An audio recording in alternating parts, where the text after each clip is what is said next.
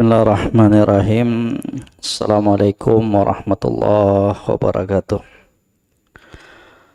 Alhamdulillah hamdan katsiran thayyiban mubarakan fi. Wa asyhadu an la ilaha illallah wahdahu la syarikalah.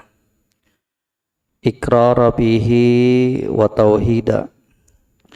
Wa asyhadu anna Muhammadan abduhu wa rasuluh. Allahumma salli wa sallim wa barik ala nabiyyina Muhammad wa ala alihi wa ashabihi wa man tabi'ahum bi ihsanin ila yaumiddin.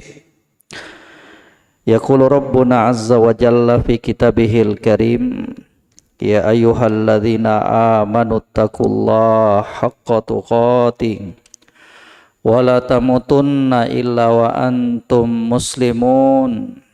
Ya ayuhan nasu taqu rabbakumul ladzi khalaqakum min nafsin wahidah wa khalaqa minha zawjaha wa batha minhuma rijalan katsiran wa nisaa. Wattaqullaha alladzi tasaaluna bihi wal arham, innallaha kana 'alaikum raqiba. Ya ayyuhalladzina amanu taqullaha wa qulu qawlan sadida yuslih lakum a'malakum wa yaghfir lakum dhunubakum wa may yuti'illaha wa rasulahu faqad faza fawzan 'azima. Amma ba'd. Fa inna khairal hadithi kitabullah wa khairal hadi Muhammadin sallallahu alaihi wasallam wa syarrul umuri muhdatsatuha wa kullu muhdatsatin bid'ah wa kullu bid'atin dhalalah wa kullu dhalalatin finnar. Alhamdulillah, jamaah sekalian, kaum muslimin dan muslimat yang kami muliakan rahimani wa rahimakumullah, berjumpa kembali dalam pengajian rutin kita dalam pembahasan kitab Al-Adabul Mufrad yang dikarang oleh Al-Imam Al-Bukhari alaihi rahmatullah. Di pertemuan yang lalu, walhamdulillah, kita telah menyebutkan bab 508, ya, itu pertemuan yang kemarin. Bab jika tidak menyebut nama Allah ketika masuk rumah, maka syaitan akan menginap di rumah tersebut. Ya, sedikit pengulangan biar kita semuanya jadi ingat, ya, bahwa tidak sepantasnya bagi seorang muslim dan muslimah ketika dia masuk ke dalam rumahnya, masuk gitu aja, ya, tanpa mengucapkan salam dan tanpa mengucapkan bismillah, ya. Jadi ketika masuk rumah, berikan dulu dong salam kepada orang-orang yang berada di dalam rumahnya kita, kepada istri kita, anak-anak kita, karena dalam salam tersebut terdapat doa keselamatan, keberkahan untuk mereka. Demikian pula jangan lupa Bapak Ibu sekalian, kalau masuk ke dalam rumah maka ucapkan bismillah, ya, ucapkan bismillah. Kalau kita sudah ucapkan bismillah ketika masuk ke dalam rumahnya kita, maka ketika itu pula syaitan mengatakan la mabita lakum. Syaitan ngomong kepada teman-temannya, sudah tidak ada tempat menginap bermalam untuk kalian, teman-temannya syaitan, ya. Demikian pula kata Nabi Shallallahu Alaihi Wasallam, kalau hamba tersebut juga mengucapkan bismillah ketika hendak makan, maka syaitan mengatakan, ya, kalian pun tidak mendapatkan asya, jatah makan malam. Maka ini diingat-ingat nih, ya. Kalau masuk rumah jangan lupa ucapkan salam, jangan lupa kemudian membaca bismillah, ya. Jangan sampai rumah kita menjadi markas besarnya syaitan, ya. Anak kita terganggu, istri kita terganggu karena betahnya syaitan di dalam rumahnya kita. Kemudian masuk ke dalam bab yang baru, kata beliau di bab 509, babun malah yusta'dzanu fihi, ya. Bab tempat yang tidak dimintai izinnya. Artinya apa? Kalau kita berada di tempat dan kondisi seperti ini, nggak usah lagi minta izin. Maaf, boleh nggak saya masuk? Ya, ini nih ada. Kemudian kata beliau, haddatsana Musa ibnu Ismail, qad haddatsana A'yan, ya. Qala ataina Anas ibn Malik wa huwa qa'idun fi dahlizihi wa laysa ma'ahu ahadun fasallama alaihi sahibihi wa qala adkhul faqala Anas udkhul hadza makanun la yasta'dhinu fihi ahadun faqarraba ilaina ta'aman fa'akalna faja'a bi'ussi nabidhin hulwin fasyariba wasaqana. Katanya, kata Imam Bukhari, Musa ibnu Ismail menceritakan kepada kami, dia berkata, A'yun menceritakan kepada kami, beliau mengatakan, ataina Anas ibni Malik, di suatu hari kami pernah datang menjumpai, menemui Anas bin Malik, wa huwa qa'idun fi dahlizihi. Saat itu Anas bin Malik sedang duduk di lorong rumahnya sendirian. Bukan rumahnya, di luar, ya. Jadi dahliz itu sebuah tempat antara pintu gerbang dan rumah. Lorong, kalau kita sekarang ini lorong, ya. Walaisa ma'ahu ahadun, gak ada seorang pun yang bersama Anas bin Malik ketika itu, seorang diri dia. Fasallama alaih, kemudian, ya, temanku tersebut memberikan salam kepada Anas bin Malik seraya mengatakan, adkhul, bolehkah saya masuk? Qala Anas udkhul, silakan masuk. Hadza makanun la yasta'dzinu fihi ahadun, ini adalah tempat, ya, yang tidak perlu seseorang minta izin. Jadi ada memang tempat-tempat yang nggak perlu kita minta izin untuk masuk bergabung di dalamnya. Contohnya apa? Tempat umum, ya ngapain minta izin? Boleh nggak saya masuk? Ada pasar, ya, ada toko, boleh nggak saya masuk? Ya. Ataukah apa? Di rumahnya kita sendiri. Nah, itu juga termasuk dari tempat-tempat yang nggak perlu minta izin. Kalau rumahnya rumah milik kita sendiri, ya, nggak perlu. Jadi ada perincian para ulama dalam permasalahan ini. Ya, di antara tempat-tempat yang tidak memerlukan izin apa? Rumahnya kita sendiri. Kemudian yang kedua, kalau rumah kita sendiri dan tidak ada seorang pun di dalamnya, masuk saja, ya. Kalau enggak ada orang, assalamu ala ibadillahi sholihin, bukan assalamualaikum warahmatullahi wabarakatuh. Udah lewat penjelasannya itu. Kalau kita masuk ke rumahnya kita dalam keadaan rumahnya kita kosong, yang enggak usah ucapkan assalamualaikum warahmatullahi wabarakatuh. Bukan itu salamnya, tapi assalamu ala ibadillahi sholihin. Ya. Itu jawaban salamnya, itu ucapan salamnya. Beda halnya kalau ada orang di dalam rumahnya kita, istrinya kita, anaknya kita, mertua ataukah orang tuanya kita, ngomong assalamualaikum warahmatullahi wabarakatuh. Ya.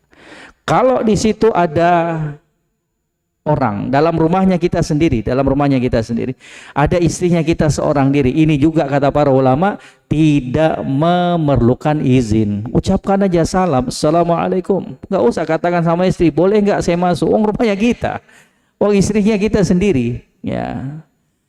Yang ketiga, kalau di rumahnya kita itu ada istrinya kita, kemudian juga ada apa? Iparnya kita, ataukah mertuahnya kita, maka dalam kondisi seperti ini para ulama mengatakan dia mengucapkan salam dan juga apa? Meminta izin. Kenapa? Karena dikhawatirkan orang yang berada dalam rumahnya tersebut, ya walaupun itu rumah dia, dikhawatirkan mertuahnya, iparnya itu dalam keadaan menyingkap atau tersingkap auratnya, maka dia minta izin. Ya, maka seperti kembali ke dalam pembahasan ini, ya walaupun ini juga disebutkan oleh para ulama termasuk hadis yang dhaif, yang lemah karena adanya ayun majhul, seorang yang majhul, nggak diketahui siapa dia ini. Ya. Katanya hadza makanun la yasta'dzinu fihi ahadun. Ini adalah tempat yang tidak perlu seseorang meminta izin. Faqarraba ilaina ta'aman, maka Anas bin Malik pun ya menyuguhkan kepada kami makanan, fa'akalna, maka kami pun memakannya. Faja'a bi ussinabidhin hulwin fasyaribah, lalu dia juga datang membawa semangkok besar minuman terbuat dari anggur manis dan dia minum. Wasaqana, dan dia hidangkan minuman tersebut kepada kami. Sekali lagi, hadis yang berada di hadapan kita ini hadis yang dhaif, sebabnya ada ayun, seorang perawi yang majhul, tidak diketahui, ya, tidak diketahui. Jadi sekali lagi ini hadis yang dhaif yang berada di hadapan kita. Ya, tapi kalau berbicara tentang tempat tadi ya udah benar maknanya ini. Kalau tempatnya itu umum nggak usah minta izin. Ya, juga dalam kisah ini kita belajar bagaimana tamu itu harus dimuliakan. Ya, terlepas dari dhaifnya hadis tersebut. Kemudian ya bab yang selanjutnya 510. Kata Imam Bukhari alaihi rahmatullah, babun al-isti'dzan fi hawani tisuko, bab meminta izin di warung-warung pasar. Ya. Qala haddatsana Abu Nuaim qala haddatsana Sufyan an Ibni Aun an Mujahid qala kana Ibnu Umar la yasta'dzinu ala buyuti suq. Berkata Imam Bukhari alaihi rahmatullah telah menceritakan kepada kami Abu Nuaim, beliau mengatakan telah menceritakan kepada kami Sufyan dari Ibnu Aun dari Mujahid bahwasanya Abdullah ibnu Umar tidak meminta izin jika beliau ingin masuk ke kios-kios pasar. Ya, nggak usah minta izin karena memang itu tempat terbuka, ya, tempat apa terjadinya transaksi jual beli. Ya. Kemudian hadis yang berikutnya, karena beliau bawakan dua hadis di sini, qala haddatsana Abu Hafs ibni Ali qala haddatsana Dhahak ibnu Makhlad, ya, an Ibnu Juraij an Atha qala kana Ibnu Umar yasta'dzinu fi dhullati Bazzaz. Abu Hafs Ibnu Ali menceritakan kepada kami, dia berkata Al-Dhahak Ibnu Makhlad menceritakan kepada kami dari Ibnu Juraij dari Atha bahwasanya Abdullah Ibnu Umar meminta izin ketika bernaung di emperan pedagang kain karena miliknya orang, ya, karena miliknya orang. Dia numpang sejenak di situ, masuk, ya. Kalau sekali lagi kalau di tempat umum silahkan, nggak perlu minta izin. Tapi kalau sudah masuk kepada tempat-tempat yang khusus, tempat-tempat yang penting, yang di dalamnya terdapat barang-barang yang berharga dan orang khawatir nanti menyangka kita melakukan hal-hal yang tidak diinginkan, maka di situ dalam rangka untuk menutup celah prasangka buruk kita minta izin. Ya, istri belanja, ya kita nunggu, karena kalau ikutin istri bisa bengkak ini. Bisa betis ya kita, udah tunggu aja di situ dulu, tunggu. Nah kalau pingin ya laki-laki suami pingin nunggu, ya minta izin dulu dong, ya di kiosnya orang minta izin dulu. Assalamualaikum, maaf ya Bu, saya masuk sebentar, nunggu di sini. Oh silakan Pak. Ya. Kenapa? Kalau kita nggak minta izin, pasti pemilik toko itu akan apa? Curiga. Ya, wah, kok ya tiba-tiba masuk diam-diam. Oh ini mencurigakan ini. Ya. Jadi jamaah sekalian yang kami muliakan rahimani wa rahimakumullah, ya. Di dalam Al-Qur'an itu tepatnya dalam surat An-Nur, bisa dilihat dalam surat An-Nur ayat 27. Allah Subhanahu wa taala menyebutkan, ya ayyuhalladzina amanu la tadkhulu buyutan ghaira buyutikum hatta tasta'nisu wa tusallimu ala ahliha dzalikum khairun lakum la'allakum tadhakkarun. Wahai orang-orang yang beriman, jangan kalian masuk ke dalam rumah yang bukan rumah kalian sampai kalian meminta izin, memberikan salam kepada pemiliknya, ya. Dzalikum khairun lakum la'allakum tadhakkarun. Dan itu lebih bagus buat kalian. Ya. Maka kemudian Asy-Syaikh Abdurrahman As-Sa'di rahimahullah mengatakan yurshidu al-bari ibadahu, ya, alla yadkhulu buyutan ghaira buyutihim bi ghairi isti'dzan fa inna fi dzalika iddatu mafasid. Katanya di dalam ayat ini surat An-Nur ayat 27, Allah Subhanahu wa taala menerangkan kepada para hambanya kaum mukminin, hendaknya mereka tidak masuk ke dalam rumah yang bukan rumah mereka tanpa izin. Kenapa? Karena kalau itu dilakukan maka akan timbul beberapa kerusakan, kejelekan, minha diantaranya. Nah, ini bahayanya ini. Kalau kita masuk ke dalam rumah orang tanpa izin, kalau kita masuk ke dalam toko seseorang tanpa izin, ya. Di antaranya kata beliau, minha ma dzakarahu Rasul sallallahu alaihi wasallam haitsu qala innama ju'ila al-isti'dzan min ajli al-basar. Ini efeknya yang pertama, kerusakannya, ya. Kata Nabi, sesungguhnya isti'dzan, meminta izin itu dilakukan dalam rangka apa? Untuk menjaga pandangan mata, ya. Fa bisababi al-ikhlal bihi yaqa'ul basal alal aurat allati ya dakhilal bait. Nah, sebab tidak diperhatikannya perkara ini karena tidak meminta izin, akhirnya apa? Matanya melihat aurat-aurat dari penghuni rumah tersebut. Ya. Coba kalau kita pengen masuk rumah orang, salam terlebih dahulu kemudian minta izin, boleh enggak saya masuk? Orang di dalam itu persiapan dia. Yang tadinya mungkin tersingkap auratnya, enggak pakai jilbab, enggak pakai hijab, dia langsung bersegera untuk menutup auratnya. Tapi karena enggak kita minta izin, akhirnya apa? Matanya kita melihat apa yang tidak seharusnya kita lihat, ya. Fa innal bait lil insan fi sitri auratin ma wara'uhu bi manzilati thawb. Karena rumah seseorang itu di dalam menutup aurat itu seperti baju. Seperti baju yang menutupi apa? Tubuhnya kita. Ya. Itu ya kerusakan yang pertama itu. Kalau seseorang tidak minta izin terlebih dahulu. Yang kedua, anna dzalika yujibu ar-ribah minad dakhil. Ya, fayuttaham bisyarr sariqah aw ghairiha.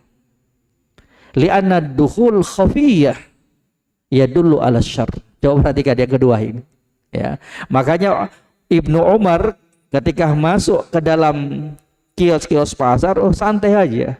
Tapi giliran masuk ke dalam emperan pedagang kain, ya sudah masuk wilayahnya dia apa? Dia minta izin. Kenapa? Salah satunya anna dzalika yujibur riba minad dakhil. Orang yang tidak minta izin itu akan menimbulkan keraguan, ya, akan menimbulkan sangkaan kepada orang yang masuk. Dan juga orang yang masuk tanpa izin ini apa? Bahkan dikira, disangka melakukan perbuatan jelek seperti mencuri dan lain-lain sebagainya. Li'anna dukhul khafiyah yadullu ala syarr. Karena kata para ulama, masuk secara diam-diam itu menunjukkan apa? Kejelekan. Berarti ada sesuatu ini. Kok masuknya ngumpet? Ya, coba pencuri itu, Bapak Ibu sekalian, pencuri ada nggak masuknya sopan-sopan? Nggak ada. Masuknya apa dia? Khafiyah. Masuknya seseorang secara sembunyi-sembunyi, tidak ingin diketahui. Yadullu ala syarr, itu menunjukkan apa? Kejelekan. Ya, maka wa mana Allahul mu'minin min dukhul fi ghairi buyutihim hatta yasta'dzinu yasta'dzinu. Maka Allah Subhanahu wa taala melarang kaum mukminin untuk masuk ke rumah orang, ya, sampai mereka meminta izin terlebih dahulu. Assalamualaikum, boleh enggak saya masuk? Boleh enggak saya duduk sejenak di sini? Nah, itu, ya. Jadi penting, ya. Kemudian di bab yang berikutnya kata Al-Imam Bukhari bab 511, ya. Babun kaifa yasta'dzinu 'alal furs. Bagaimana cara meminta izin kepada orang Persia? Kata para ulama, al-furs di sini, Persia di sini maknanya apa? Ahlud zimmah. Itu maknanya itu. Ya, makna orang Persia di situ yang diinginkan apa? Ahlud zimmah. Ya, nanti akan kita terangkan bahwa orang kafir itu beragam tingkatannya, bukan dalam satu strata mereka, bukan dalam satu golongan mereka. Nanti akan kita sebutkan insyaallah taala pembagian tersebut insyaallah. Kemudian kata beliau, qala haddatsana Abdurrahman Ibnul Mubarak qala haddatsana Abdul Warith qala haddatsana Ali, ya, Ibnu Ala Al-Khuzai an Abi Abdul Malik, ya, maula ummi miskin binti Asim ibni Umar ibn al-Khattab.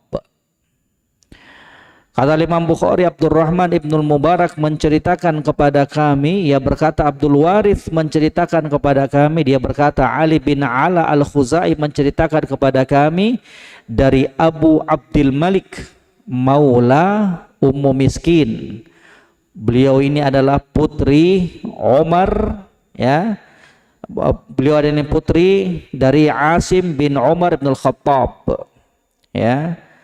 Beliau ini bibi dari Umar ibnu Abdul Aziz, ya. Qala arsalatni maulati ila Abu Hurairah, ya. Katanya tuan putriku mengutusku menemui Abu Hurairah. Faja'a ma'i, maka Abu Hurairah pun datang bersamaku. Falamma qama bil bab qala, maka ketika Abu Hurairah berdiri di depan pintu, beliau mengatakan andarayim. Andarayim itu apakah aku masuk? Dan ini kalimat dan bahasa Persia, ya. Andarayim. Qalat andaruna, ya. Maka umum miskin pun mengatakan andaruna, ya, ya, silakan masuk, ya. Faqalat ya Abu Hurairah, maka, ya, tuan putri bertanya, wahai Abu Hurairah, innahu ya'tini az-zaur. Az-zaur itu para pengunjung, ba'dal atamah, ya, setelah malam hari, setelah isya. Apa atahaddatsu, apakah boleh aku berbicara dengan mereka? Qala tahaddathi ma lam tutiri fa idza autarti fala haditsa ba'dal witr. Katanya ya, ketika umum miskin tersebut ngomong bertanya kepada Abu Hurairah, katanya, wahai Abu Hurairah, sesungguhnya banyak tamu setelah isya, setelah malam itu banyak tamu. Bolehkah aku berbincang dengan mereka? Abu Hurairah mengatakan, silakan bincang, ngobrol sama mereka selama engkau belum sholat witir. Jika engkau sudah sholat witir, maka tidak ada pembicaraan sesudah witir. Ya, akan tetapi ini juga ya sanadnya dhaif. Hadis ini hadis yang dhaif. Ya, kisah ini kisah yang dhaif. Kenapa? Karena Abu Abdul Malik itu majhul. Demikian pula sebabnya Ali bin Ala juga majhul. Ya, jadi ini hadis yang dhaif. Cuma ada beberapa perkara yang disebutkan di sini yang kita bisa ngambil faedah juga. Yang pertama, bahwa seorang muslim dan muslimah itu kalau sudah malam setelah isya dan tidak ada perkara-perkara yang darurat yang harus dia kerjakan, maka sepantasnya dia cepat tidur. Itu hukum asalnya itu. Ya, kalau nggak ada pekerjaan yang harus kita kerjakan, maka lebih bagus cepat tidur. Kenapa? Yang pertama, biar bisa bangun tengah malam untuk sholat tahajud. Yang kedua, biar kita lebih mudah untuk sholat subuh. Coba kalau begadang tanpa alasan yang dibenarkan syariat, tanpa adanya kebutuhan yang mendesak, sholat subuh beratnya minta ampun. Ya, berat. Apalagi sholat tahajud, ya berat luar biasa. Ya, maka kata para ulama, ya kalau ya tidak ada kebutuhan yang penting, maka sebaiknya cepat tidur. Ya, diperbolehkan untuk kita melakukan aktivitas setelah isya itu diantaranya apa? Ketika ada tamu datang, ya nggak mungkin kita usir, maaf. Ya, sebaiknya pulang aja. Saya pingin cepat tidur, nggak datang. Ya, jangan diusir. Ya. Kemudian apa? Obrolannya seorang suami dan istri itu diperbolehkan, bercengkrama dengan istrinya.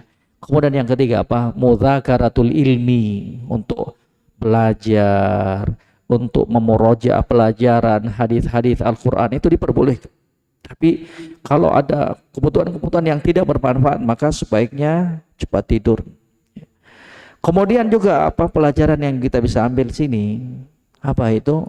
Ya, usahakan sebelum tidur itu, kalau kita khawatir gak bisa bangun tengah malam, udah tidur witir. Dan itu yang diwasiatkan oleh Nabi sallallahu alaihi wasallam kepada Abu Hurairah. Ausoni khalili bithalatha. Kekasihku Nabi mewasiatkan kepadaku 3 perkara. Yang pertama apa? Ini hadis yang sahih. Ya, 1 dari 3 perkara itu wa an utir qabla an anam. Untuk aku sholat witir sebelum tidur. Para ulama kemudian mengarahkan, menjelaskan bahwa ucapan Nabi, wasiat Nabi kepada Abu Hurairah ini itu karena Nabi melihat kondisi Abu Hurairah yang dia itu seringnya murojaah ilmu, hafalan hadis yang didapatkan dari Nabi, sehingga kadang dia begadang. Ya. Maka kata para ulama, untuk orang-orang yang khawatir nggak bisa bangun tengah malam sholat tahajud, nggak bisa bangun tengah malam sholat witir, maka nggak apa-apa dia dahulukan sholat witirnya. Sebelum dia tidur, dia sholat witir. Ya, subhanallah. Ya, betapa bagusnya itu jamaah sekalian, kalau kita diwafatkan oleh Allah dalam keadaan kita melakukan amalan kebaikan. Ya. Kita tutup kehidupan kita di dunia ini dengan amalan kebaikan. Semisal apalagi wudhu, jangan lupa sebelum tidur wudu terlebih dahulu. Ya, subhanallah. Kemudian yang berikutnya bab ke-512 kata beliau babun idza kataba adzimmiyu fasallama yuraddu alaihi. Bab jika seorang kafir zimmi menulis ya lalu memberi salam maka hendaknya dijawab. Jadi seperti yang kita sebutkan tadi bahwa orang kafir itu ya ada beberapa jenis jamaah sekalian. Ya, yang pertama al-musta'min. Ya, yaitu orang kafir yang diberikan keamanan dalam tempo dan masa tertentu. Ya. Diberikan kesempatan. Ya, diberikan tempo untuk apa? Mendengarkan kalam Allah Subhanahu wa taala. Dari waktu yang diberikan tersebut ya, keamanan yang diberikan tersebut, semoga saja mereka bisa mendengarkan firman-firman Allah Subhanahu wa taala. Semoga saja hidayah menjemput mereka. Nah, itu yang diberikan ya, yang mereka itu ya, orang kafir ini minta jaminan keamanan. Ya, itu disebutkan dalam surat At-Taubah ayat 6. Wa in ahadun minal musyrikin astajaraka fa'ajirhu hatta yasma'a kalam Allah.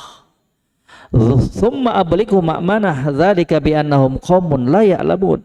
Kalau ada orang kafir atau ada orang musyrik, ya, ada salah seorang di antara orang musyrik tersebut minta jaminan keamanan kepada kalian, fa'ajirhu, berikan jaminan keamanan tersebut. Hatta yasma'a kalam Allah, sampai mereka mendengarkan firman-firman Allah Subhanahu wa taala. Ya. Ya.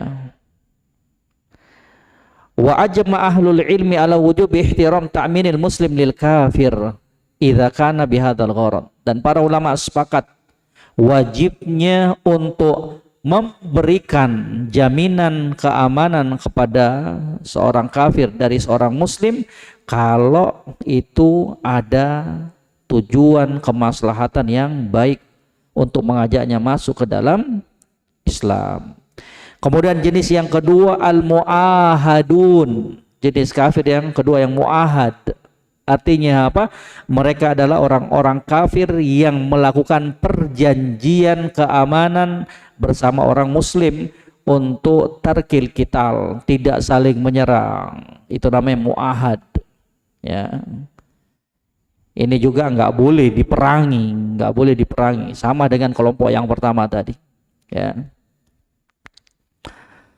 Kemudian yang berikutnya, kelompok yang ketiga, ahlul zimmah. Inilah ahlul zimmah ini. Ya. Ya. Yang mereka itu telah melakukan perjanjian bersama kaum muslimin untuk membayar jizyah. Ahlul zimmah. Yang membayar jizyah, upeti. Ya. Dan mereka juga itu apa? Diharuskan untuk menerapkan dan memperhatikan hukum-hukum Islam. Ya. Dan ini ijma' para ulama diperbolehkan. Ya. Kemudian yang berikutnya jadi jenis orang kafir yang keempat itu adalah apa? Ya, al-kuffar al-muharabun. Orang-orang kafir harbi yang menyerang, memusuhi, dan ya mereka menunjukkan bendera peperangan melawan kaum muslimin. Maka untuk orang seperti ini dari kalangan orang kafir yang keempat ini tidak boleh kita salam kepada mereka.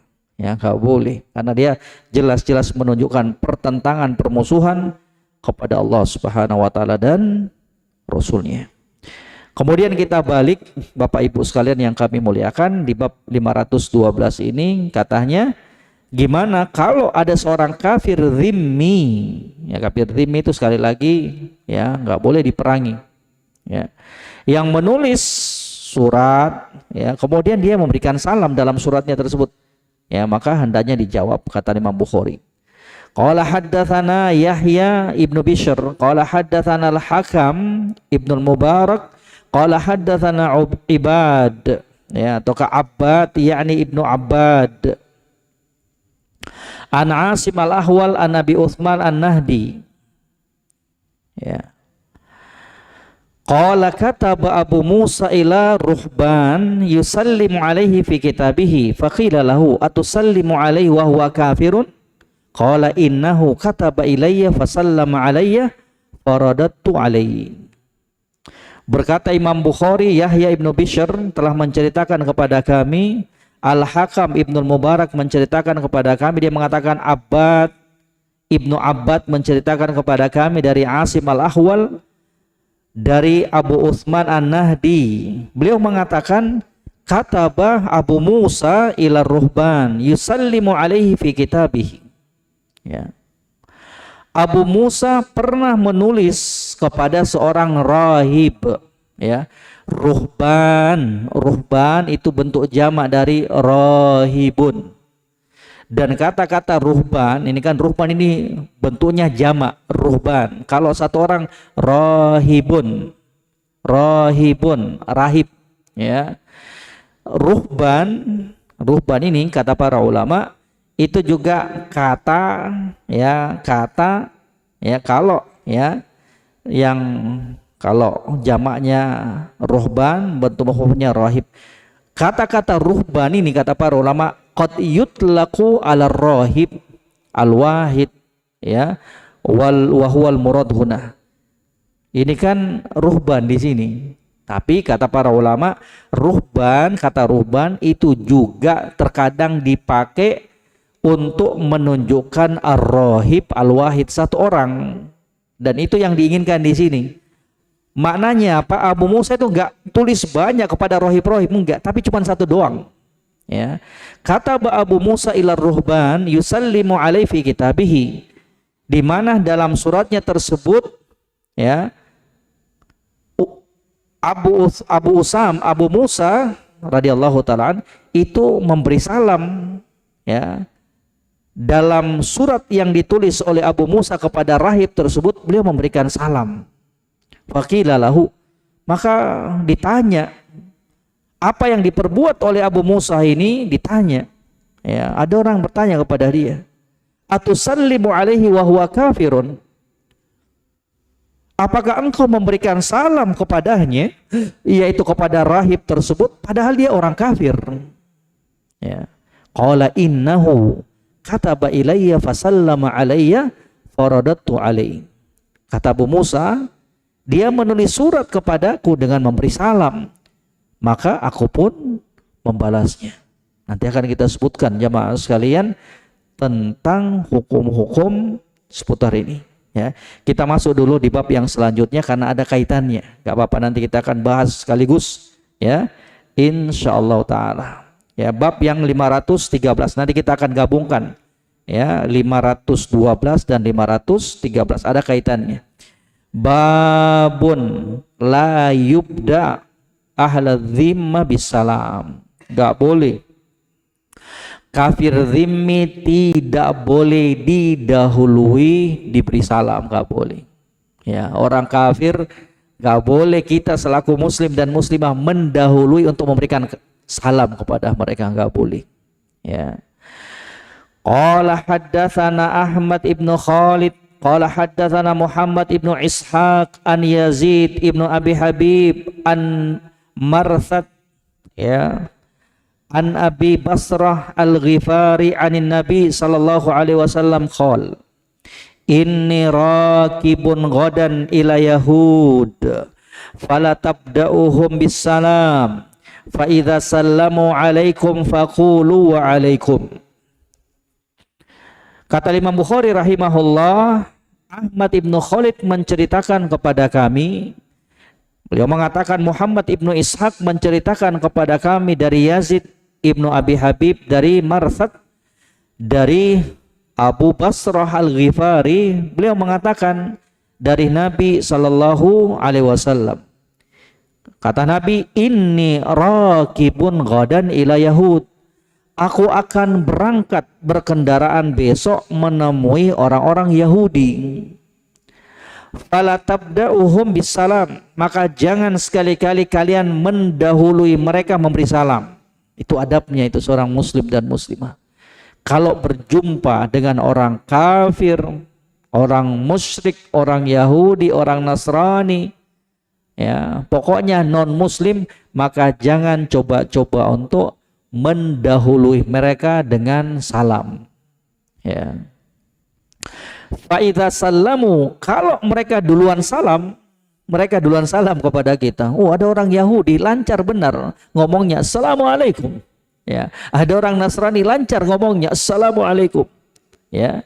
Fa'idha salamu alaikum faqulu waalaikum. Maka katakan, kalau mereka salam terlebih dahulu kepada kalian, maka katakan waalaikum. Ya, katakan apa? Waalaikum. Ya. Kemudian juga ya di hadis yang berikutnya di sini qala haddatsana Musa, qala haddatsana Wuhaib, ya. Qala haddatsana Suhail an abihi an Abi Hurairah radhiyallahu taala anin Nabi sallallahu alaihi wasallam qala ahlul kitab la tabda'uhum bis salam wa tarruhum ila adhyaqit tariq. Ya. Kata Imam Bukhari, Musa menceritakan kepada kami, beliau mengatakan Wuhaib menceritakan kepada kami, Suhail menceritakan kepada kami dari bapaknya, dari Abu Hurairah, dari Nabi sallallahu alaihi wasallam. Beliau mengatakan junjungan kita Nabi Muhammad sallallahu alaihi wasallam ahlul kitab, ya, orang-orang kalangan ahlul kitab. Kalau kalian berjumpa mereka, kalau kalian bertemu dengan mereka, kalau kalian berpapasan dengan mereka, siapa itu ahlul kitab? Orang-orang yang telah diberikan kitab dari kalangan orang Yahudi dan Nasrani. Katanya kalau kalian ketemu mereka, berpapasan dengan mereka, jangan kalian mendahului mereka memberi salam. Jangan. Watarruhum ila adhyaqit tariq, dan desaklah mereka ke jalan yang paling sempit. Nah, ini dua bab tadi yang telah kita sebutkan 512, 513 yang kesemua itu jamaah sekalian memberikan pelajaran kepada kita tentang adab-adab dan hukum-hukum yang berkaitan tentang salamnya seorang muslim, ya, kepada orang kafir. Gimana tuh hukumnya? Ya. Jadi yang pertama, diingat-ingat ini. Yang pertama, ya, la yahillu awwalan an nabda al kafir bisalam. Ini yang pertama ini. Hukum salam kepada orang kafir yang pertama, tidak dihalalkan, tidak diperbolehkan bagi seorang muslim dan muslimah untuk mendahului memberi salam kepada orang kafir. Itu yang hukum yang pertama. Ya, nggak boleh. Jumpa orang Nasrani, tetangga kita, ataukah teman kita, ataukah orang kafir di luar, langsung assalamualaikum, nggak boleh, nggak halal. Ya, ya, sesuai dengan hadis yang berada di hadapan kita. Fala tabda'uhum bisalam. Juga dengan apa yang diriwayatkan oleh Imam Muslim, la tabda'ul yahuda walan nasara bisalam. Kata Nabi, jangan kalian mendahului memberi salam kepada orang Yahudi dan orang Nasrani. Hadis yang diriwayatkan oleh Imam Muslim nomor 2167. Satu itu yang berkaitan dengan hukumnya. Ya. La yahillu awwalan an nabda al kafir bisalam. Enggak boleh kita selaku muslim dan muslimah mendahului di dalam memberikan salam kepada orang kafir. Yang kedua. Wa idza qala ahaduhum assalamu alaikum al-maut alaikum. Kalau ini kondisi yang kedua, Bapak Ibu sekalian jamaah yang kami muliakan, kalau yang kedua, kalau ada di antara mereka orang kafir tersebut mengatakan assalamu alaikum, ini kan seolah-olah kedengarannya assalamualaikum, ya, ya, assalamualaikum. Nah, itulah jahatnya orang-orang Yahudi itu, karena rasa bencinya kepada sahabat dan kepada Nabi sallallahu alaihi wasallam, bencinya kepada kaum muslimin. Assalamualaikum, seolah-olah memberikan salam. Tapi apa ini? Salam kematian. As-samu itu artinya al-maut. Al-maut alaikum. Kematian untuk kalian. Ya. Kalau mereka katakan assalamualaikum dan betul-betul kita dengarkan, ini bukan assalamualaikum ini, tapi assalamualaikum. Ataukah mereka mengucapkannya dengan salam dengan salam yang tidak nampak kedengarannya di telinga kita. Maka dalam kondisi seperti ini kita wajib untuk membalas dengan waalaikum. Dipahami jamaah sekalian? Ya.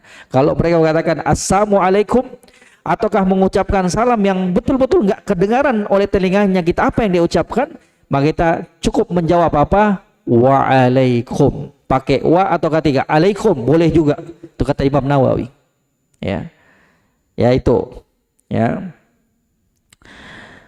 Kemudian yang ketiga, fa idza tahaqqaqna min salamil kuffar alaina bilaf asy-syar'i faqad ikhtalafa al-ulama fi wujubir raddi alaihim. Sekarang yang ketiga, kalau betul-betul orang kafir tersebut memberikan salam yang syar'i kepada kita. Kalau tadi kan apa hukumnya? Tidak boleh memulai memberi salam kepada mereka orang kafir. Yang kedua, kalau mereka dalam salamnya itu assalamualaikum ataukah dengan salam yang enggak kedengaran dengan telinganya kita, maka jawabannya apa? Alaikum ataukah waalaikum. Untukmu juga demikian. Dua. Yang ketiga, kalau kita betul-betul dengar ternyata orang kafir ini betul-betul salam dengan salam yang syar'i kepada kita. Wah, saya dengar kok mereka katakan assalamualaikum warahmatullahi wabarakatuh. Assalamualaikum warahmatullah. Assalamualaikum. Saya dengar, betul-betul dengar, jelas. Ya, ucapkan salam tapi pakai salib ataukah yang lainnya. Oh, ketahuan dia ini orang kafir. Maka dalam kondisi seperti ini jamaah sekalian, para ulama itu berselisih pendapat. Jumhur ulama, mayoritas dari kalangan para ulama mengatakan wujub ar-rad. Ya, wajib hukumnya untuk apa? Membalas, ya, membalas ucapan dan salam mereka itu. Diperhatikan baik-baik, ya. Dan ini pendapat yang benar, ya. Qala Imam Ibnul Qayyim alaihi rahmatullah wa ikhtalafu fi wujubir rad alaihim fal jumhur ala wujubihi wa huwa shawab. Jadi Bu, Bapak, jamaah sekalian, kalau ada orang kafir yang salam pada kita dan betul-betul salamnya itu salam dengan lafaz yang syar'i, maka wajib hukumnya untuk kita apa? Membalasnya. Itu pendapat jumhur ulama. Ya, ada sebagian kecil dari kalangan para ulama mereka mengatakan ya la yajibu ar-rad alaihim, enggak wajib untuk membalas salamnya mereka itu. Ya, tapi ini pendapat yang lemah, pendapat yang benar wajib apa? Untuk ya membalas salam mereka itu orang kafir tersebut. Kalau memang betul-betul salamnya itu salam dengan lafaz yang syar'i. Kemudian yang keempat, Bapak Ibu sekalian yang berkaitan dengan hukum ini, gimana lafaz ketika membalas salam mereka?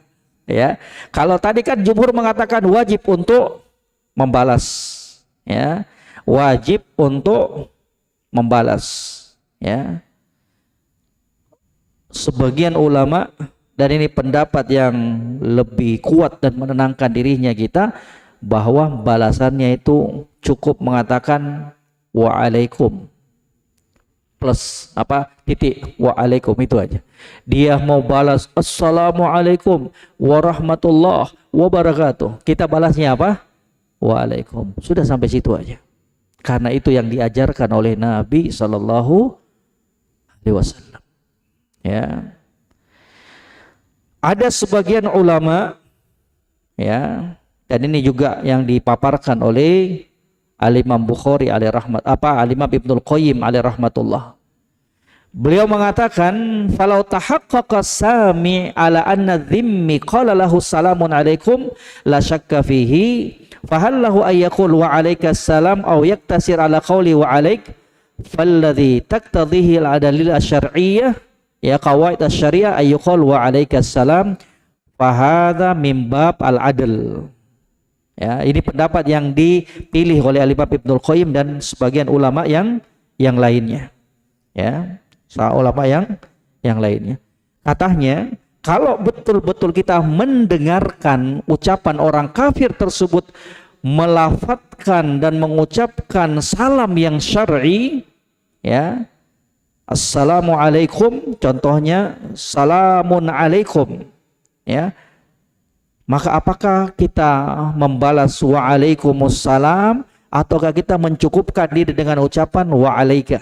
Kata beliau, kata Imam Ibnul Qayyim, yang nampak dari sisi syar'i, dalil syar'i dan kaidah dalam syariat, ayyuqalu lahu, kita katakan kepada orang kafir tersebut wa'alaikas salam, karena ini termasuk bagian dari apa? Keadilan.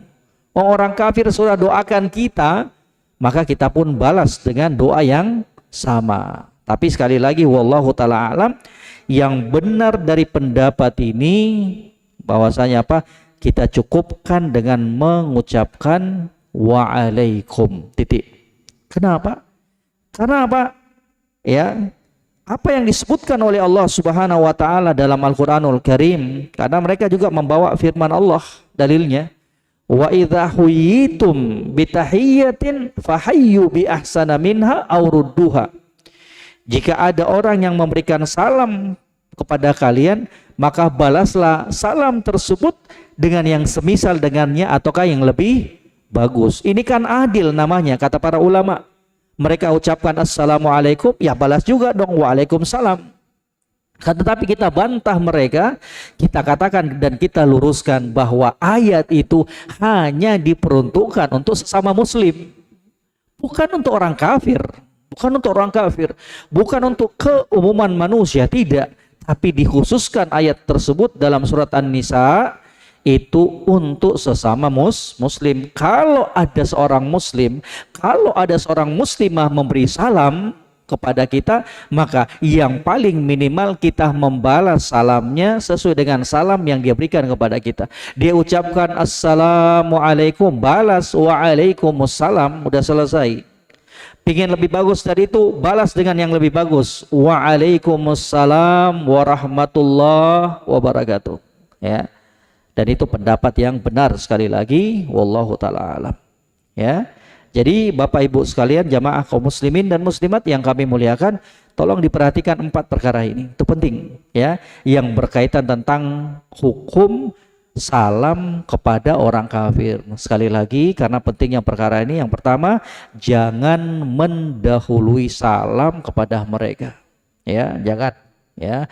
Yang kedua, kalau mereka sebutkan salam tersebut, ya, dengan assalamualaikum ataukah dengan sesuatu yang tidak terdengarkan telinga kita, jawabnya wa'alaik. Kalau betul-betul salam tersebut salam yang syar'i keluar dari mulut mereka, sama juga jawabannya apa? Wajib untuk kita balas dengan wa'alaikum, ya, wa'alaikum, ya, barakallahu fiik, wallahu ta'ala alam, ya. Kemudian tadi di bab yang 513 ada sebuah hadis itu, ya, ahlul kitab la tabda'uhum bisalam wa tarruhum ila adhyaqit tariq, ya. Kata Nabi, jika kalian bertemu ahlul kitab, jangan kalian mendahului mereka dengan memberi salam dan desaklah mereka ke jalan yang sempit. Coba perhatikan itu, ya. Kata Al-Hafidz Ibnu Hajar, jangan sampai selesai kajian ini pulang ke rumah dapat orang kafir di jalanan langsung dipepet sama dia biar lengket di tembok. Ya, bukan itu adanya. Kata Al-Hafidz Ibnu Hajar rahimahullah, walaisal makna, bukanlah makna hadis ini idza laqitumuhum fi tariqin wasi'in, ya, fa'alji'uhum ila harfihi hatta yudayyiq alaihim li'anna dzalika adzabihim wa qad nuhina an dzalik, ya. Katanya bukanlah makna hadis ini kalau jumpa dengan orang kafir di jalanan kita serempet mereka, kita pepet mereka sampai mereka nempel dengan tembok ya, sampai mereka jatuh ke solokan, enggak demikian. Tapi maknanya apa? Katanya bukanlah maknanya kalau kamu ketemu di jalanan yang luas, kamu pepet mereka, kamu desak mereka sampai mereka ke tembok ataukah jatuh ke dalam solokan. Tidak, karena itu adalah apa? Bentuk gangguan kepada mereka, dan kita dilarang untuk melakukan perkara tersebut kepada mereka. La yanhakumullahu 'anil ladzina lam yuqatilukum fid din wa lam yukhrijukum min diyarikum an tabarruhum wa tuqsitu ilaihim. Ini kaidah yang sangat penting di dalam Al-Qur'an, yang disebutkan dalam Al-Qur'an tentang muamalah bersama orang kafir. Ya, kata Allah Subhanahu wa taala, Allah enggak melarang kalian untuk berbuat baik kepada orang-orang kafir yang tidak memusuhi kalian, tidak mengusir kalian dari negeri-negeri kalian, tidak memerangi kalian. Enggak boleh kita ganggu mereka. Akan tetapi maksudnya gimana? Kalau kita ketemu mereka, ini maksudnya ini ya. Kalau tadi yang pertama itu enggak pernah dilakukan oleh Nabi dan juga tidak pernah dilakukan oleh para sahabat. Mereka ketemu orang kafir di jalanan, kemudian mereka serempet sampai jatuh, sampai ya mepet dengan tembok, enggak pernah dilakukan. Tapi maksud dari hadis ini, kata para ulama, kalau kita berjumpa dengan mereka, berpapasan dengan mereka, jangan kita yang menyingkir, memberikan jalan kepada mereka, jangan, enggak boleh. Ya. Tapi apa? Seorang muslim harus menunjukkan izahnya, kemuliaannya, bahwa Islam itu mulia. Enggak boleh. Harus kita jalan terus. Jangan mau menyingkir. Enggak boleh. Ya. Jangan sampai kemudian mereka menganggap diri mereka itu lebih mulia dibandingkan kaum muslimin. Jangan kita minggir untuk mempersilahkan mereka, ya, ikraman lahum wahtiraman lahum, untuk memuliakan mereka. Sekali lagi, enggak boleh. Ya, enggak boleh. Islam itu apa? Mulia. Islam itu apa? Tinggi. Lebih mulia dibandingkan orang-orang kafir. Wallahu ta'ala alam. Ya.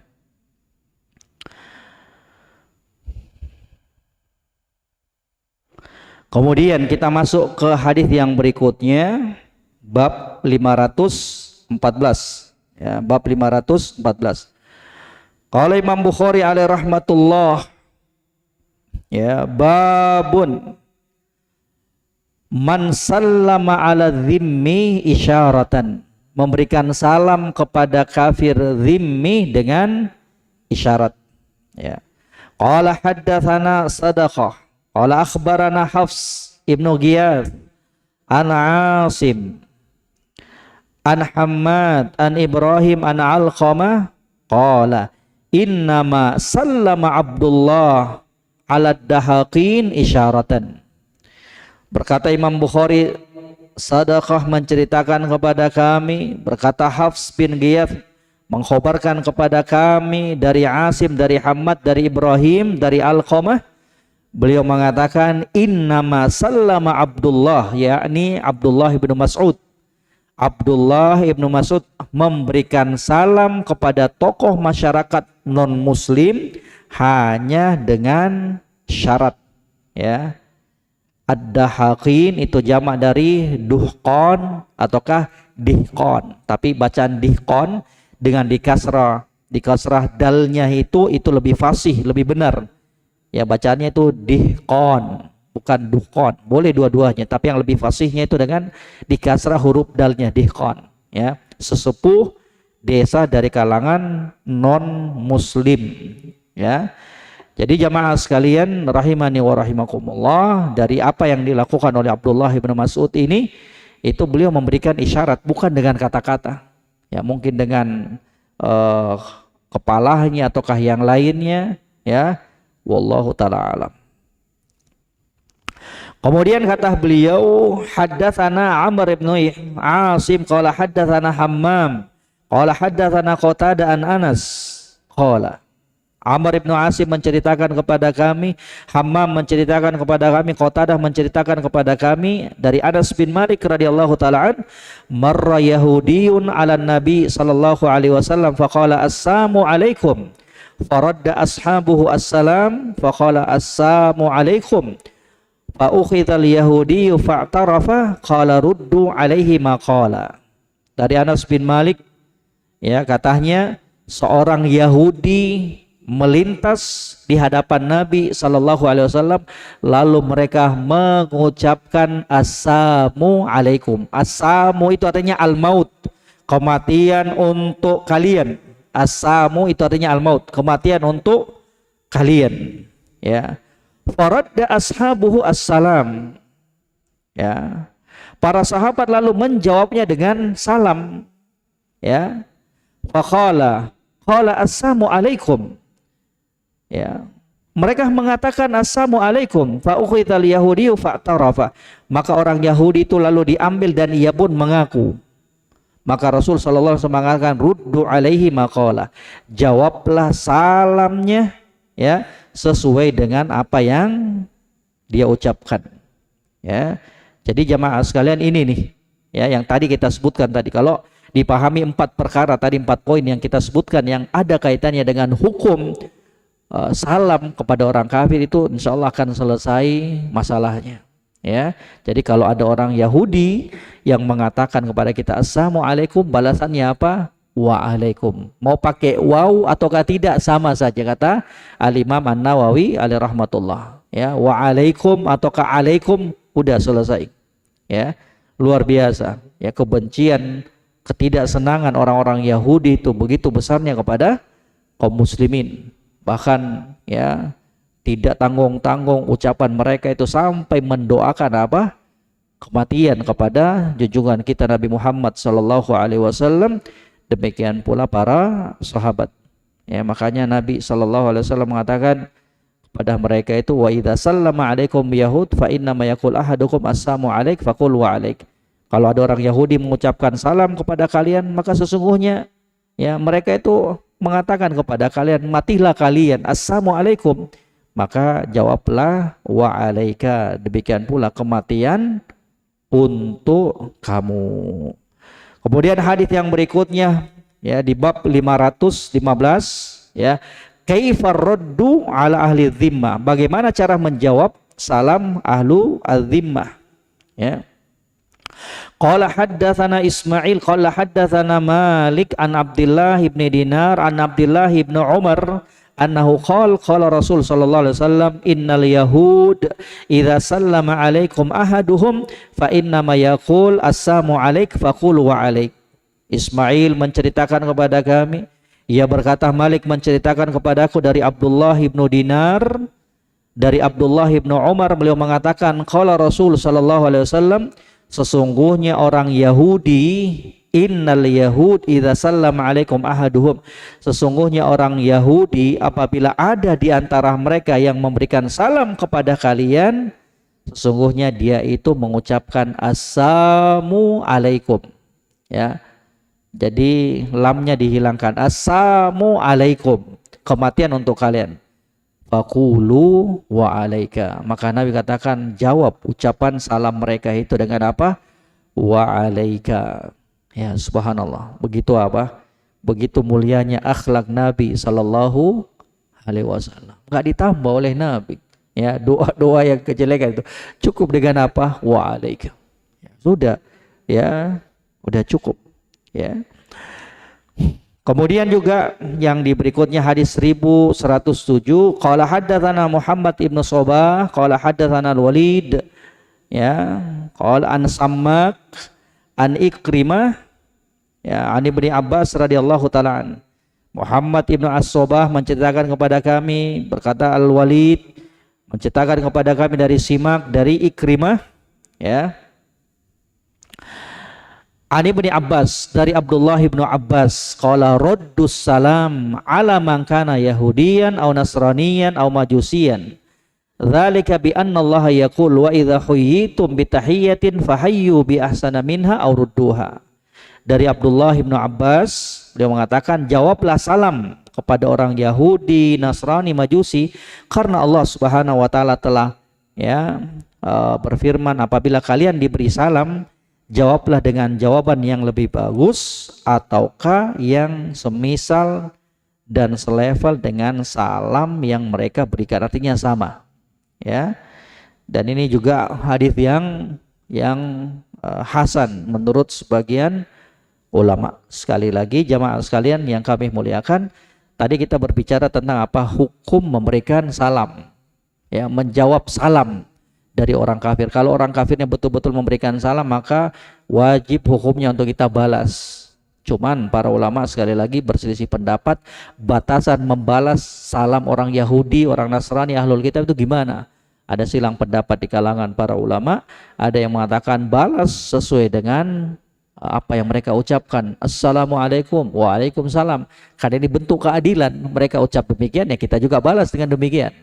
Tapi sebagian ulama yang lainnya mengatakan kita bercukupkan dengan apa yang telah dituntunkan oleh Nabi Sallallahu Alaihi Wasallam dengan pengucapan apa? Wa alaika. Cukup itu aja, ya. Wa alaika udah cukup, ya, dengan mengucapkan wa alaika. Wallahu taala alam, ya. Kita baca dulu, ini banyak pertanyaan yang masuk. Bismillahirrahmanirrahim. Assalamualaikum warahmatullahi wabarakatuh. Waalaikumsalam warahmatullahi wabarakatuh. Ustadz, jadi kalau masuk ke dalam rumah, mana dulu yang didahulukan? Baca bismillah dulu ataukah salam dulu kepada orang yang di dalam rumah? Ya, Masya Allah. Jazakumullah khairan, barakallahu fiik. Pertanyaannya bagus. Jadi gini, tadi kita udah sebutkan, kalau itu rumahnya kita, kalau itu rumahnya kita sendiri dan tidak ada orang lain yang kita khawatirkan, kalau kita masuk, ya, langsung meminta izin, maka akan nampak auratnya. Kalau enggak ada, udah, ya, dahulukan apa dulu? Baca bismillah. Bismillah. Masuk rumah ucapkan apa? Bismillah terlebih dahulu. Bismillah, ya. Assalamualaikum warahmatullahi wabarakatuh. Ya. Itu kalau orangnya juga di dalam, nggak ada yang dengerin, udah baca bismillah dulu. Bismillah, langkahkan kakinya kita masuk, ya, ke dalam pagar rumahnya kita atau ke dalam pintunya kita, ucapkan bismillah. Assalamualaikum warahmatullahi wabarakatuh. Ya. Tapi kalau orang-orang di rumahnya kita tersebut, ya, kumpul semuanya di teras, maka dahulukan dulu apa? Untuk memberikan salam kepada mereka. Kemudian ketika kita masuk ke dalam pintu rumahnya kita, baru ucapkan apa? Bismillah. Wallahu ta'ala alam, barakallahu fiik. Assalamualaikum Ustadz, saya mau bertanya beda dengan tema. Bagaimana hukumnya puasa Daud apabila kalau sudah berniat kita harus melaksanakannya seumur hidup ataukah semampu kita saja? Saya pernah berniat melakukannya cuma 1 bulan, dalam bulan itu pun pernah juga saya batal karena sesuatu hal. Kalau puasa Daud seperti apa, jadi apakah jadi berdosa? Syukron, barakallahu fiik. Jadi hukum asal puasa Daud itu adalah puasa sunnah, ya. Puasa Daud itu adalah puasa sunnah, dan itu adalah sebagus-bagus puasa sunnah. Kata Nabi SAW, la sholata la siyam, ya, afdolus siyam siyamu Daud sum yauman wa aftir yauman. Sebaik-baik puasa sunnah itu adalah puasanya Daud alaihissalam, berpuasa sehari, berbuka sehari. Yang paling bagus kalau mampu lakukan. Ya, itu hukum asalnya sunnah. Tapi kalau sudah ada orang yang bernazar, ya, dia sudah mengatakan demi Allah saya berniat dan saya bernazar akan puasa Daud sepanjang umur saya, ya, berarti apa ini? Dia sudah merubah hukum yang tadinya sunnah menjadi wajib, ya. Maka kalau dia lakukan itu, sudah bernazar, dia lakukan di sebulan 2 bulan, kemudian gak sanggup lagi, maka yang terbaik baginya dan wajib untuk dilakukan apa? Membayar kafarahnya itu. Ya, makanya kalau gak sanggup jangan bernazar, jangan coba-coba bernazar, ya, gak usah. Lakukan saja puasa Daud itu kapan mampunya kita, ya. Jadi jamaah sekalian, ibadah yang paling bagus itu apa? Ibadah yang dilakukan oleh seorang hamba yang sifatnya istimror, continue, Ya, jangan puasa Daud sebulan, libur setahun. Ya lebih bagus puasa Senin Kamis, cari continue terus menerus. Makanya kata Nabi SAW apa? Ahabbul a'mal ilallah adwamuha wa in qallah. Amalan yang paling dicintai oleh Allah adalah amalan yang continue dilakukan oleh hamba tersebut walaupun jumlahnya sedikit. Puasa Senin Kamis rutin itu lebih bagus dibandingkan dia puasa Daud sebulan, 2 pekan, kemudian libur 2 tahun. Lebih bagus puasa 3 hari dalam sebulan, continue dia lakukan, apakah itu puasa Ayyamul Bid ataukah puasa 3 hari, kapan saja waktunya, yang penting 3 hari, itu sunnah Nabi juga. Itu dia kontinukan di setiap bulan, itu lebih bagus dibandingkan dia paksakan puasa Daud yang kemudian dia nggak bisa konsisten dan kontinu di dalam melakukannya. Ya, jadi lihat kondisinya kita. Terkadang puasa Daud itu dengan beragam aktivitasnya kita, kemudian kita loyo, ya, sehingga banyak pekerjaan-pekerjaan yang seharusnya kita lakukan akhirnya terhambat. Pergi menuntut ilmu, loyo, kenapa sih puasa Daud? Ya lebih bagus gak puasa Daud dibandingkan apa gak pergi kajian. Pergi kajian itu lebih mulia karena manfaatnya lebih bagus, lebih banyak untuk diri kita, keluarga kita, untuk kaum muslimin dibandingkan puasa Daud yang kemudian menghambat kita untuk mendapatkan ilmu tersebut. Tapi kalau dia mampu puasa Daud dan belajar itu lebih bagus. Tapi kalau mau dibandingkan mana yang lebih bagus, ya lebih bagus belajar. Belajar agama itu manfaatnya untuk diri kita, keluarga kita, kaum muslimin. Kalau puasa Daud manfaatnya untuk diri kita sendiri. Jadi tinggal lihat kondisinya. Kalau dia sudah bernazar, maka wajib hukumnya untuk dia membayar kafarah dari nazarnya tersebut. Wallahu ta'ala alam. Barakallahu fiik. Assalamualaikum warahmatullahi wabarakatuh. Waalaikumsalam warahmatullahi wabarakatuh. Ustaz, kalau kebiasaan begitu selesai sholat isya lalu langsung witir dan setelah itu belum mau tidur gimana Ustaz? Barakallahu fiik. Jadi setelah sholat isya itu sholat sunnah dulu, sholat sunnah ba'diyah 2 rakaat setelah sholat isya, ya. Kemudian kalau dia sudah pengen tidur ya dia pergi berwudu seperti sholat, pengen sholat, wudu sholat seperti biasa. Kemudian dia sholat witir. Itu kalau dia khawatir gak bisa bangun di tengah malam, ya, dia sholat witir. Tapi kalau dia mampu, dia yakin dia mampu bangun di tengah malam, maka jangan dia sholat witir. Dia cukup sholat apa? Dia cukup berwudu, kemudian sholat apa? Sholat sunnah setelah wudu 2 rakaat, udah selesai, tidur. Nanti tengah malam dia bangun.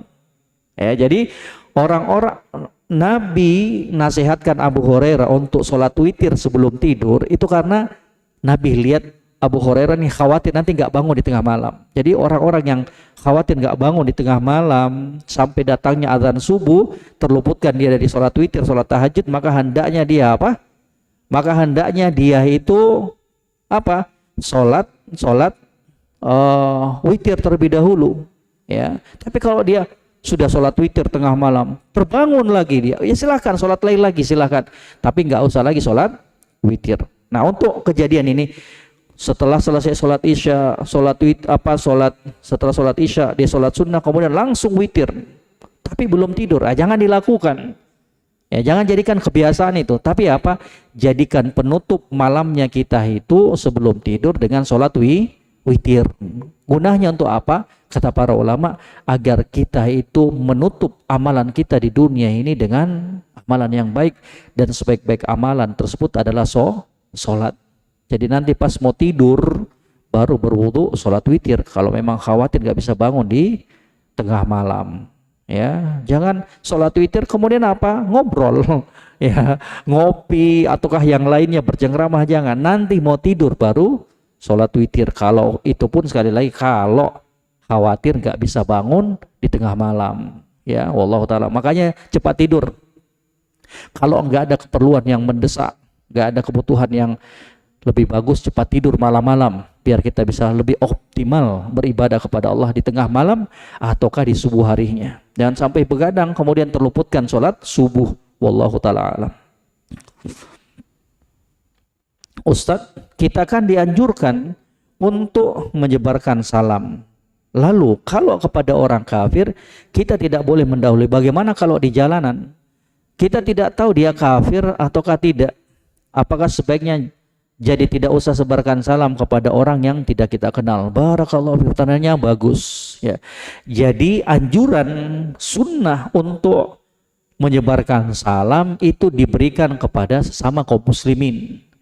Ketika kita hidup di tengah-tengah kaum muslimin, ya, tengah-tengah kaum muslimin. Ya, itu hukum asalnya. Ketika kita hidup di daerah kaum muslimin, mayoritas kaum muslimin, kalau kita tahu bahwa dia itu seorang muslim, tidak ada tanda-tanda bahwa dia itu orang kafir, maka berikan salam. Ya. La tadkhulul jannah hatta tu'minu wa la tu'minu hatta tahabu. Kalian tidak akan beriman. Ya, kalian tidak akan masuk surga sampai kalian beriman, dan kalian tidak akan beriman sampai kalian saling menyayangi satu sama lain. Maka aku tunjukkan kepada kalian perkara yang akan menimbulkan kasih sayang di antara kalian. Absus salam bainakum, untuk kalian menebarkan salam di antara kalian. Ya, jadi kalau di jalanan ya, kita hidup di daerah mayoritas muslim dan kita juga lihat dia orang muslim, udah sebarkan salam. Ya, sebarkan salam. Ya, kalau dia pakai salib ataukah tanda-tanda agama yang itu, jangan berikan salam. Ya, Ustaz, nanti kalau saya berikan salam ternyata dia orang kafir, ya, la yukallifullahu nafsan illa wus'aha. Allah nggak membebani kita nggak tahu. Yang penting hukum asalnya kita lihat dia sebagai nggak ada tanda-tanda atribut orang kafir yang dia pakai, kita salam, udah salam. Kita yakin ini memang mayoritas muslim di sini nih, udah salam. Ya, beda halnya kalau negara kafir, memang orang kafir, ya gimana kita mau menebarkan salam. Wallahu taala alam. Barakallahu fiik. Jika sudah terlanjur mengucapkan salam pada orang kafir, yang saya dengar harus diralat apakah benar. Wallahu taala alam. Ya, cukup beristighfar saja. Ya, gak mungkin kita lari kejar orang kafir, maaf saya salah. Gak usah, ya istighfar aja, astagfirullah. Ya, kita nggak tahu. Barakallahu fiik. Bismillah Ustadz, untuk sholat tahiyatul masjid boleh nggak digabung dengan sholat duha? Jawabannya boleh. Ya, jawabannya boleh. Ya, jadi sholat tahiyatul masjid itu adalah sholat sunnah. Ya, penamaan tahiyatul masjid itu nggak ada dalam sunnah Nabi. Tahiyatul masjid itu penamaan dari para fuqaha, para ulama. Nggak ada dalam hadis disebutkan ya bahwa ini sholat tahiyatul masjid, nggak ada. Jadi pernah Nabi berkhutbah Jumat, kemudian melihat ada satu orang langsung masuk ke masjid. Nabi tegur, ya fulan kum farka rakaatain. Wahai fulan, berdiri kamu, sholat dulu 2 rakaat. Nah, para ulama mengatakan, ya ini nih namanya sholat tahiyatul masjid, sholat untuk mengagungkan, menghormati masjid sebagai rumah Allah. Dan itu hukumnya apa? Sunnah, nggak wajib.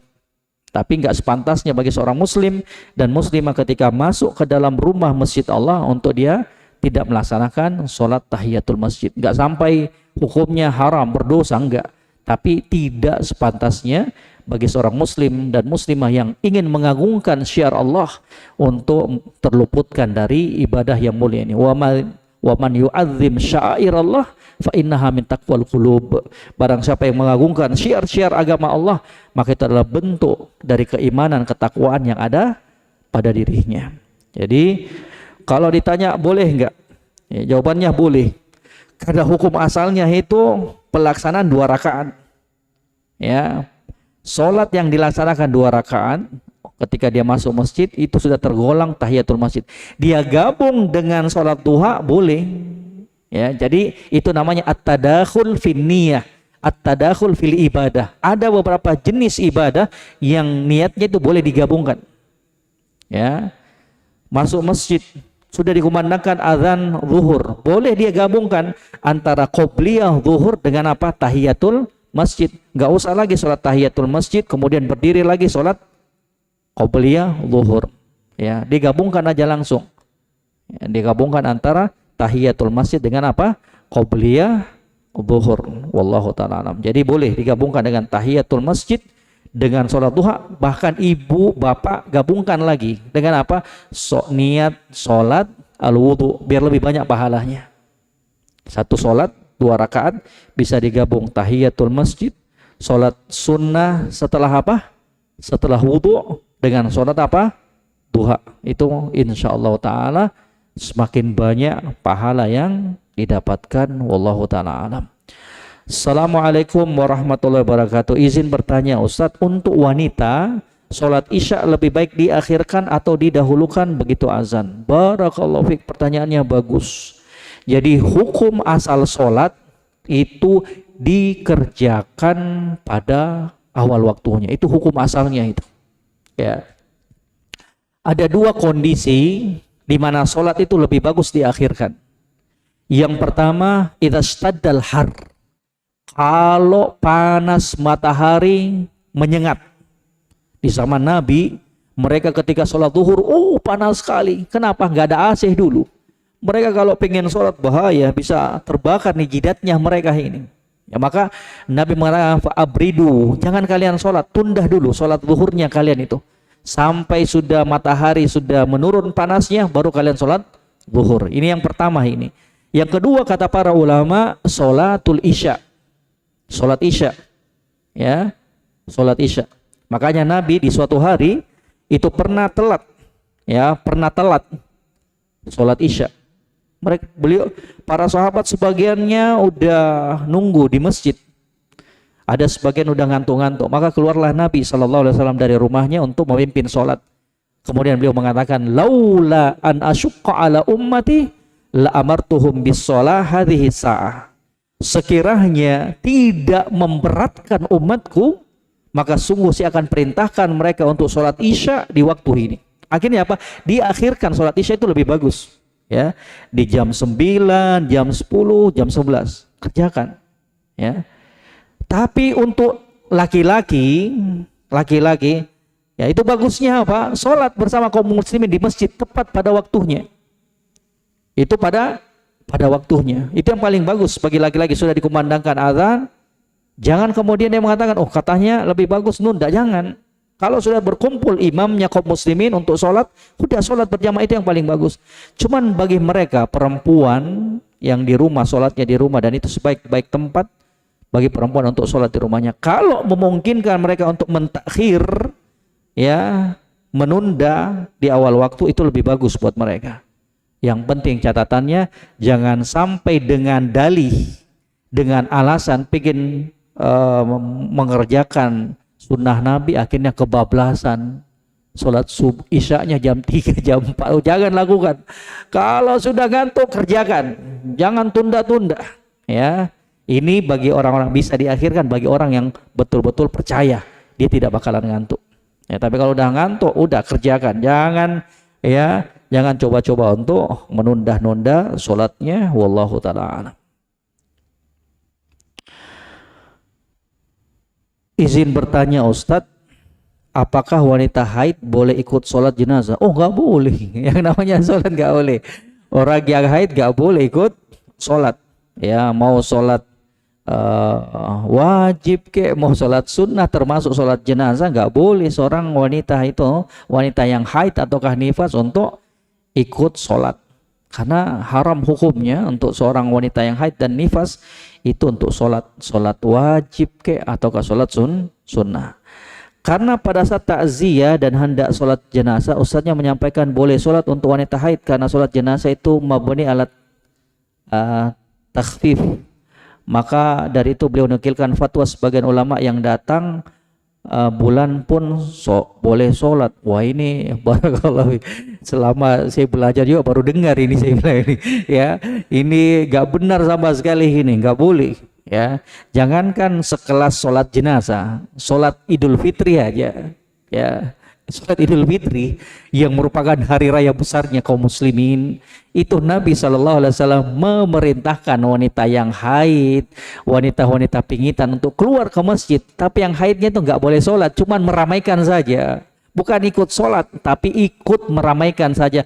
Mereka duduk di tempat khusus, tidak bergabung dengan wanita muslimah yang tidak haid yang bakalan melakukan sholat id, apalagi sholat jenazah, ya, apalagi sholat jenazah yang hukumnya sunnah muakkadah, sunnah Ya, kalau sholat id tadi itu ulama sebagiannya bersih pendapat. Ada yang mengatakan wajib, ada yang mengatakan apa? Sunnah. Itu saja apa? Wanita haid nggak boleh. Sekali lagi, wanita haid dan nifas haram hukumnya untuk sholat wajib ataukah sholat sunnah. Nggak boleh, ya nggak boleh. Jadi nggak benar. Ya kalau ada yang memberikan fatwa ataukah ada yang ngomong boleh bagi wanita haid untuk sholat jenazah, karena sholat jenazah katanya mabni alat takhfif, keringanan, itu ngeyel, nggak ada dalam kaidah syariat, dan juga itu bertentangan dengan dalil-dalil di dalam hadis-hadis Nabi Sallallahu Alaihi Wasallam.